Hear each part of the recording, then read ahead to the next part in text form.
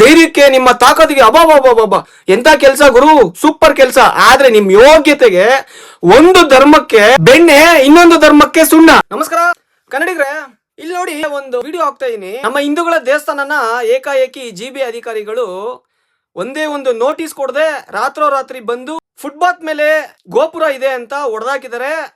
ಇದು ಯಾವ ರೀತಿ ನ್ಯಾಯ? ಯಾಕೆಂದ್ರೆ ಈ ದೇವಸ್ಥಾನ 4 ದಶಕಗಳಿಂದ ಇದೆ. ಅಂದ್ರೆ BBMPಗೆ CMC ಮರ್ಜ್ ಆಗೋಕ್ಕೂ ಮುಂಚೆಯಿಂದ ಇದೆ. ಎಲ್ಲಿ ಅಂದ್ರೆ ACS ಲೇಔಟ್ ಮಾರತಳ್ಳಿಲಿ. ಅದು ಕಾನೂನು ಬದ್ಧವಾಗಿದ್ರೆ ಹೊಡೆದಾಕಿ, ನಮಗೇನು ಚಿಂತೆ ಇಲ್ಲ. ಆದ್ರೆ ಇದು ಕಾನೂನು ಬಾಹಿರವಾಗಿ ನೀವು ಮಾಡಿದಿರಾ. ಒಂದೇ ಒಂದು ನೋಟಿಸ್ ಕೊಟ್ಟಿಲ್ಲ, ಮೊದಲೇ ಆ ದೇವಸ್ಥಾನದವರಿಗೆ ಮಾಹಿತಿ ಕೊಟ್ಟಿಲ್ಲ. ಸರಿ, ನೀವು ಏನು ಕೊಡ್ದಿರಾ, ನೀವು ಬಂದು ನೀವು ತೆರವು ಮಾಡಿದಿರಲ್ವಾ? ನಿಮ್ಮ ಆ ಧೈರ್ಯಕ್ಕೆ, ನಿಮ್ಮ ತಾಕತ್ತಿಗೆ ಅಬ್ಬಬ್ಬಬ್ಬಬ್ಬ ಎಂತ ಕೆಲಸ ಗುರು, ಸೂಪರ್ ಕೆಲಸ. ಆದ್ರೆ ನಿಮ್ ಯೋಗ್ಯತೆಗೆ ಒಂದು ಧರ್ಮಕ್ಕೆ ಬೆಣ್ಣೆ, ಇನ್ನೊಂದು ಧರ್ಮಕ್ಕೆ ಸುಣ್ಣ. ಯಾಕೆ ಈ ತರ ಹೇಳ್ತಾ ಇದೀನಿ ಅಂದ್ರೆ, ಮೊದಲೇ ಇಡೀ ದೇಶಕ್ಕೆ ಗೊತ್ತಿದೆ ನಿಮ್ಮ ಸರ್ಕಾರ ಏನು ಈಗ ಆಡಳಿತ ಸರ್ಕಾರ ಇದೆ, ಒಂದು ಧರ್ಮಕ್ಕೆ ಓಲೈಕೆ ಮಾಡ್ತಾ ಇದ್ದೀರಾ ನೀವು ಅಂತ. ಯಾಕೆ? ನಿಮಗೆ ಯಾವುದೇ ಮಸೀದಿ ಆಗ್ಲಿ ಇಲ್ಲ ಚರ್ಚ್ ಆಗ್ಲಿ ನಿಮ್ಗೆ ಯಾವ್ದು ಫುಟ್ಪಾತ್ ಮೇಲೆ ಇಲ್ವಾ? ಯಾರಿಗೆ ಯಾವಾಗ ನೋಟಿಸ್ ಕೊಟ್ರಿ? ನಿಮ್ಗೆ ಹಂಗ ತೆರವು ಮಾಡ್ಲೇಬೇಕು ಅಂದ್ರೆ ನೋಟಿಸ್ ಕೊಡ್ಬೇಕು. ಆ ದೇವಸ್ಥಾನದ ಪದಾಧಿಕಾರಿಗಳು ಇಲ್ಲಾಂದ್ರೆ ಮುಖ್ಯಸ್ಥರು ಯಾರಿದ್ದಾರೆ, ಆ ಒಳಗಡೆ ಅರ್ಚಕರು, ಅವ್ರನ್ನೆಲ್ಲ ಕರೆದು ನೀವೇನಾದ್ರು ಕೂತು ಮಾತಾಡಿದೀರಾ? ಯಾರಿಗೂ ತಿಳಿಸಿಲ್ಲ.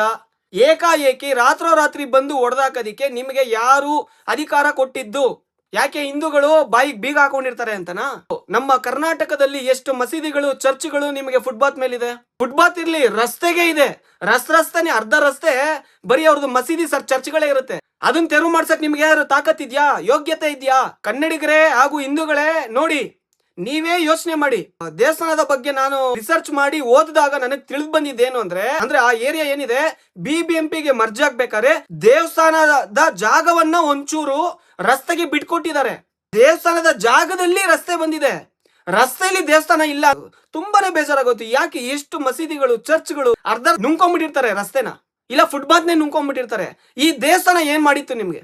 ಯಾವ ಧರ್ಮದ ದೇವಸ್ಥಾನಗಳಿದೆ ಎಲ್ಲದಕ್ಕೂ ಹಂಗೆ ಮಾಡ್ಬೇಕು. ಬರೀ ನಮ್ಮ ದೇವಸ್ಥಾನ ಮಾತ್ರ ಹೊಡೆದ್ಬಿಟ್ಟು ಬೇರೆಯವ್ರ ಧರ್ಮದಕ್ಕೆ ನೀವು, ಯಾಕೆಂದ್ರೆ ನಿಮಗೆ ಮತ ಕಮ್ಮಿ ಆಗ್ಬಿಡುತ್ತಲ್ಲ, ವೋಟ್ ಬ್ಯಾಂಕಿಂಗು. ಇಲ್ಲಿ ನಾನು ಯಾವುದೇ ಧರ್ಮ ಪರ ನಾನು ಮಾತಾಡ್ತಾ ಇಲ್ಲ. ಆದ್ರೆ ಇಲ್ಲಿ ಕಾನೂನು ಎಲ್ಲರಿಗೂ ಒಂದೇ. ಇದೊಂದೇ ನಾನು ಹೇಳಕ್ ಬಂದಿದ್ದು. ನಾನು ಆ ಧರ್ಮದ ಪರನೂ ಅಲ್ಲ, ಈ ಧರ್ಮದ ವಿರೋಧಿಯೂ ಅಲ್ಲ. ಆದ್ರೆ ಇದನ್ನ ನೋಡಿ ತುಂಬಾನೇ ಬೇಜಾರಾಗೋಯ್ತು.